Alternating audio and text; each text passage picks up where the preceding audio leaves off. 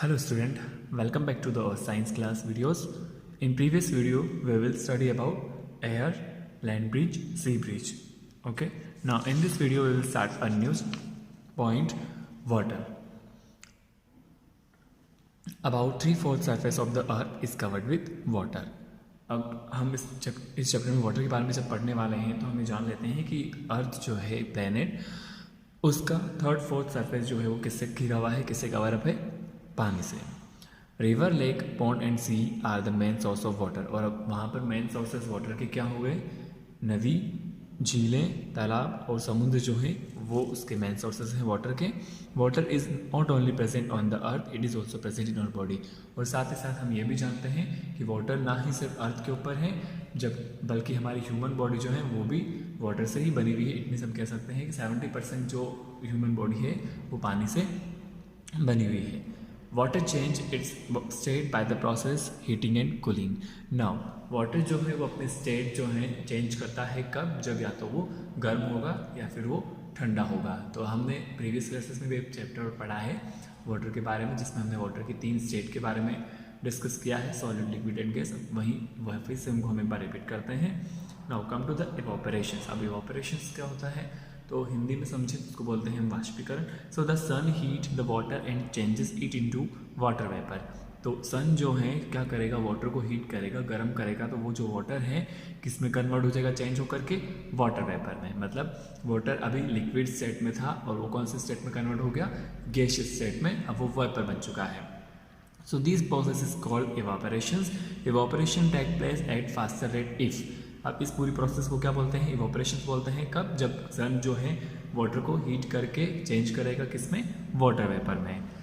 Now evaporation जो है तब ज़्यादा फास्ट होता है जब कुछ कंडीशंस अप्लाई होती है। For example the temperature is high. जब या तो टेम्परेचर बहुत ज़्यादा होगा तब इवापोरेशन जो है वो बहुत तेज गति से होगा। And the surface of expose water is large. और जो वाटर का सरफेस जो है, एक्सपोज सरफेस जो है वो बहुत ज़्यादा बड़ा हो। And the air is dry. और हवा जो है वो ड्राई हो। And last one is the wind blow eight faster rate. और जब विंड जो है, हवा जो है वो तेज गति से ब्लो कर रही होती है। तो ये कुछ चीज़ें हैं, जब ये होती है, पॉसिबल है, तब जो इवापोरेशन है वो बहुत फास्टर रेट से होता है। Now water vapour form after evaporation of water which from clouds. अब जो वाटर वेपर हैं इवापोरेशन के बाद में क्या बन जाते हैं? क्लाउड बन जाते हैं। And this cloud are then responsible for rain. और यही क्लाउड जो है बाद में इनसे रेन, बारिश है वो होती है। Water vapour also from fog, mist, dew and snow. Water vapour कई बार फॉग है, मिस्ट है, ड्यू है और स्नो में भी कन्वर्ट होती है। Okay, I hope you get it. Evaporations क्या होता है? Now come to the next point, condensations. अब कंडेंसेशंस क्या होता है? तो when hot water vapour steam get cooled then again transfer into water droplet. अब ये जस्ट उसके अपोजिट वाली प्रोसेस हो रही है कि जब गर्म वेपर जो है, स्टेम जो है, इवापोरेशन जब होता है तो पानी गर्म होकर के स्टेम के रूप में वाटर वेपर में कन्वर्ट होता है। तो अब वो जो वाटर वेपर है स्टेम की फॉर्म में, जब ठंडा होगा तो क्या होगा? वो वापस ट्रांसफर हो जाएगा किसमें? वाटर ड्रॉपलेट में, लिक्विड फॉर्म में आ जाएगा और वो बारिश नीचे आ जाती है बारिश के फॉर्म में। तो cloud are from when water vapour condenses into tiny water droplet. तो क्लाउड्स कब बनते हैं? जब वो वाटर वेपर हुआ, जो वाटर था वो ठंडा होकर के वापस क्लाउड में बन जाता है। तो क्लाउड के थ्रू वो जो ड्रॉपलेट्स हैं वो बारिश के फॉर्म में वापस नीचे आ जाते हैं।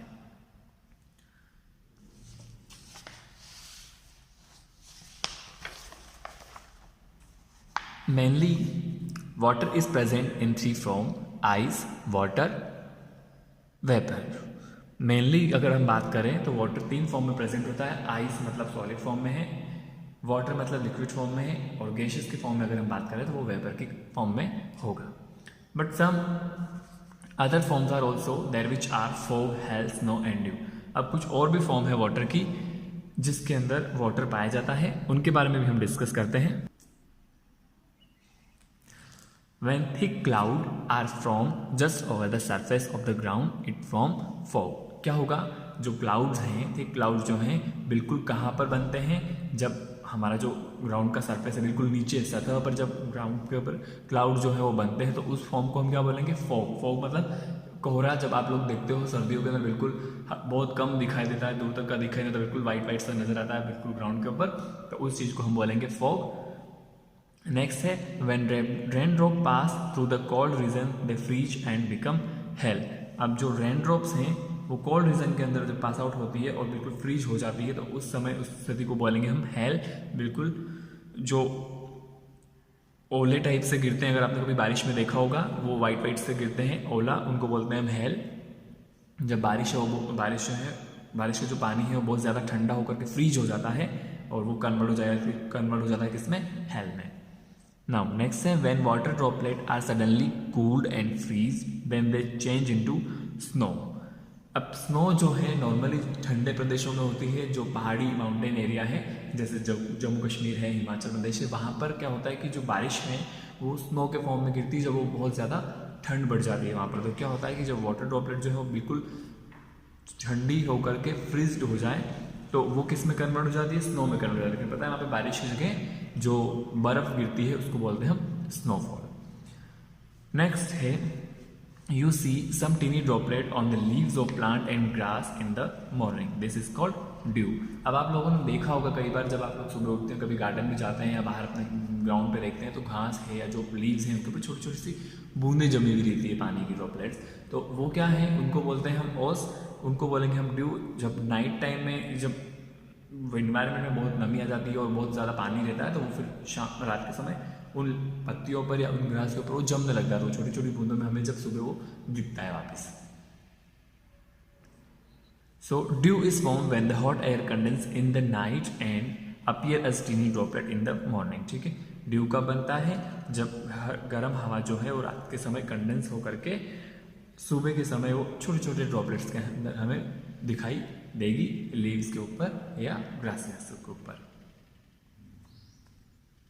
ओके, नाउ नेक्स्ट पॉइंट है इम्प्योरिटीज इन वाटर। इम्प्योरिटीज की बात करें हम तो जो अशुद्ध चीज़ें होती है वो, तो अब जाहिर सी बात है कि वाटर जो है वो बिल्कुल प्योर नहीं होता है। हम जब वाटर कंज्यूम करते हैं तो हम उसको पूरी तरीके से प्योर करके ही पीते हैं। तो इम्प्योरिटीज़ जो है क्या क्या हो सकती है वाटर के अंदर, उनके बारे में हम डिस्कस करते हैं। तो water has some impurities present which are insoluble impurities which can be seen through our naked eyes. Next है सोल्यूबल इम्प्योरिटीज एंड लास्ट है माइक्रो। अब मैं सबसे पहले डिस्कस करूंगा इनसॉल्यूबल इम्प्योरिटीज के बारे में, जिनको हम बिल्कुल हमारी खुली आंखों से देख सकते हैं। तो इनसॉल्यूबल इम्प्योरिटीज से समझिए आप ऐसी इम्प्योरिटीज या ऐसी चीज़ें जो पानी के अंदर जो है वो बिल्कुल घुलती नहीं है। तो क्या होगा, वो जब घुलेगी नहीं, सोल्यूबल नहीं होगी तो हमें विजिबल होगी। फॉर एग्जाम्पल आप ले लीजिए, उसके अंदर कुछ घास फूस है या कुछ कंकड़ है, जब वो गिर जाते हैं वाटर में तो वो कैसी इम्प्योरिटीज़ हो गई, इनसॉल्यूबल इम्प्योरिटीज़ हो गई, और वो हम देख भी सकते हैं। नेक्स्ट है सोल्यूबल इम्प्योरिटीज़। अब कुछ ऐसी इम्प्योरिटीज़ जो घुल जाती है और हमें दिखाई नहीं देती है। और लास्ट है माइक्रोब्स। तो पानी के अंदर कई सारे जर्म्स भी होते हैं, कई सारे बैक्टीरियाज भी होते हैं जो पानी को इम्प्योर कर देते हैं। Now purification of water. अब अगर वाटर इम्प्योर है तो उसको कंज्यूम करने के लिए हमें उसको प्यूरिफाई भी करना पड़ेगा। प्यूरिफाई कैसे करते हैं वाटर को, उसके बारे में हम पढ़ते हैं। तो purification of water in which only insoluble impurities are present. Purification water का कब होगा, जब उसके अंदर सिर्फ इनसॉल्यूबल इम्प्योरिटीज प्रेजेंट हैं, जैसे कि कुछ ऐसी चीज़ें जिनको हम इजीली देख सकते हैं तो हम उनको वहाँ से अलग करके उसको वाटर को प्योर कर सकते हैं। तो कुछ प्रोसेस हैं वाटर को प्योर करने की। सबसे पहले देखिए सेडिमेंटेशंस। सेडिमेंटेशंस का मतलब होता है is a process in which we leave the water content for some time. इस प्रोसेस में हम क्या करते हैं, वाटर को किसी कंटेंट के अंदर थोड़ी देर के लिए छोड़ देते हैं। The heavier impurities get settle down and the water can be purify easily. तो क्या होगा, जब आप किसी कंटेनर में वाटर को थोड़ी देर ऐसे ही रख देंगे तो वो जो इम्प्योरिटीज़ हैं, कौन सी, हैवियर इम्प्योरिटीज़, जो भारी कंकर पत्थर वगैरह होते हैं वो उसके नीचे सेटल डाउन हो जाएंगे और वाटर जो है वो ऊपर आ जाएगा। तो इस प्रकार से हम उस वाटर को प्योर कर लेते हैं, उसके अंदर से इनसॉल्यूबल इम्प्योरिटीज़ जो है उसको बिल्कुल अलग कर लेते हैं। After sedimentations we pour the water slowly into another container so that the impurities get separated। फिर क्या होगा, जैसे ही वो इम्प्योरिटीज़ जो है वो सेटल डाउन हो जाएंगी, जो भी उसके अंदर चीज़ें हैं अनवांटेड है वो सेटल डाउन हो जाएंगी, तो फिर हम उस वाटर को धीरे से दूसरे कंटेनर में निकाल लेंगे। तो इस प्रकार से हमने उन इम्प्योरिटीज़ को उस वाटर से सेपरेट कर लिया। इस प्रोसेस को हम बोलेंगे डिकेंटेशंस। डिकेंटेशंस के अंदर हमने क्या किया, जब वो सेटल डाउन हो गई इम्प्योरिटीज़ तो हमने उसको दूसरे कंटेनर में डाल दिया, तो उसको बोलेंगे हम डिकेंटेशंस। नाउ फिल्टरेशंस। फिल्टरेशंस क्या होता है, तो is a process in which we use a filter paper to remove the insoluble impurities.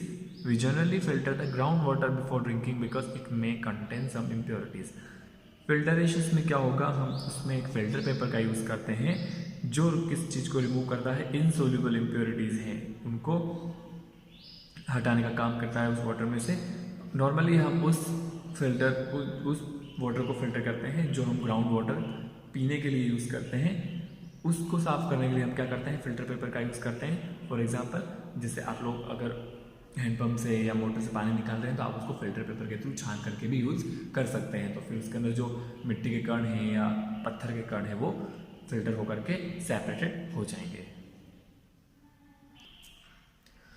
अभी तक हमने पढ़ा, प्यूरिफाई किया हमने उन इम्प्योरिटीज़ को जो कैसी थी, इनसॉल्युबल थी। अब हम उन इम्प्योरिटीज़ के बारे में देखेंगे जो सॉल्युबल होती है। तो purification of water in which only soluble impurities are present. कब, जब सॉल्युबल इम्प्योरिटीज़ वाटर के अंदर प्रेजेंट होगी तब हम उसको कैसे प्योर करेंगे, कैसे उसका प्यूरिफिकेशन करेंगे।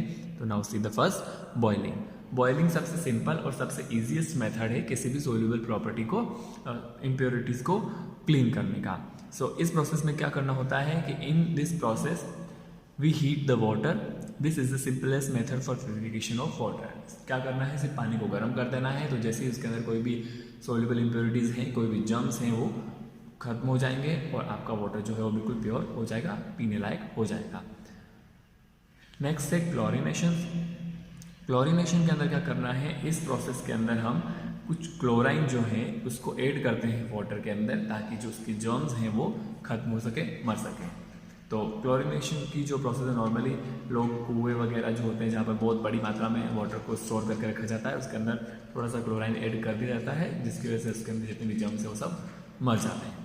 सो ये बॉइलिंग जो है, क्लोरिनेशन जो है वो वाले मेथड है जब हम किसी सॉल्युबल इम्प्योरिटीज़ को वाटर के अंदर से प्योर करना चाह रहे हैं। ठीक है, तो बॉइलिंग इस सबसे ईजीएस्ट मेथड है। घर पे भी अगर हम लोग कभी वाटर को यूज़ करते हैं तो सबसे पहले हमें गर्म करके फिर उसको कंज्यूम करना चाहिए। Water should be stored and handle properly. The vessel in which the water is storeyed should be wash regularly. ठीक है, तो कुछ ऐसी सावधानियां जो हमें रखनी चाहिए घर पे या कहीं और जहाँ पर वाटर हम यूज़ कर रहे हैं। तो वाटर को हमें बिल्कुल अच्छी जगह स्टोर करके रखना चाहिए, उसको प्रॉपरली हैंडल करना है। फॉर एग्जांपल हम जिस बर्तन में वाटर को रख रहे हैं स्टोर करके, उस वेसल्स को हमें रोज वॉश करना है। एंड नेक्स्ट है, it should be place in a covered vessel, wall should be a clean. साथ ही साथ हमें इसको बिल्कुल अच्छे से कवर अप करके रखना है और जिस भी वेसल को हम जिसके अंदर हम वाटर रख रहे हैं उसके ऊपर हम अच्छे से ढक्कन वक्कन लगा करके रखें और बिल्कुल सीधे हाथों से कभी भी हम पानी ना लेकर के हमें किसी ऐसी चीज़ का यूज़ करना चाहिए जिसमें डायरेक्ट हमारा जो हैंड है वो वाटर से टच ना हो पाए। तो ये कुछ ऐसी चीज़ें हैं जिनको आप फॉलो करके वाटर को साफ रख सकते हैं और ख़ुद के लिए अच्छा वाटर जो है वो यूज़ कर सकते हैं। आई hope you all get it. Next जो पॉइंट है अंडरग्राउंड वाटर, हम नेक्स्ट वीडियो में डिस्कस करेंगे। तब तक के लिए आप इस वीडियो को देखिए और इस वीडियो में मैंने डिस्कस किया है उसको आप एक बार पढ़िए।